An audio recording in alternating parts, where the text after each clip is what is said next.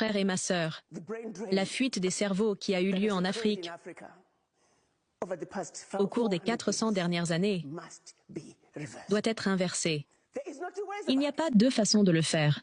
Nous devons prendre une décision.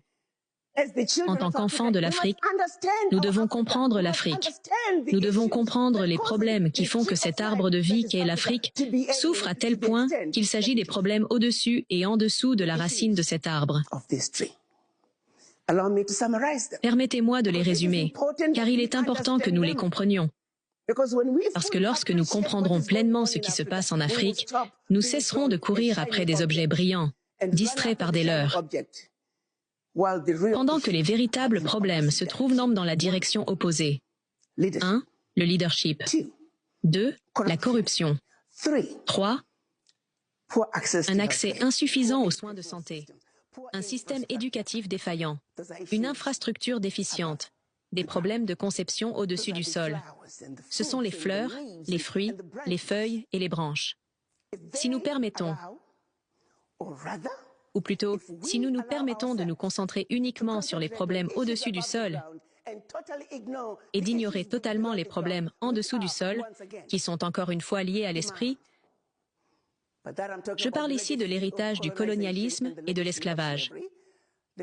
Un héritage qui nous fait croire que nous sommes inférieurs aux autres et que ce que nous faisons est inférieur à ce que font ceux des mondes occidentaux. Nous devons guérir de la maladie de l'héritage de l'esclavage et du colonialisme. Nos esprits doivent s'éveiller.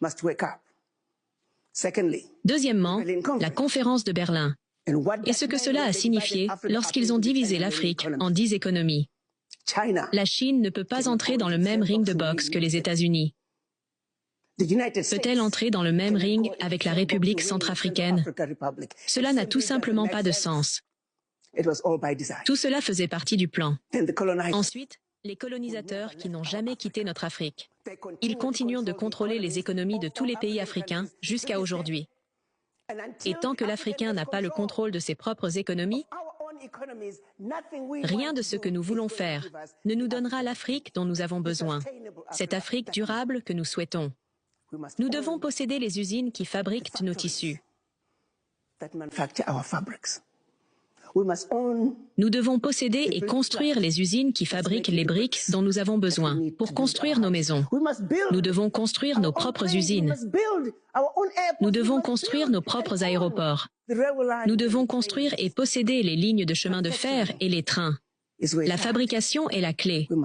Nous devons posséder les fondements de nos économies en Afrique.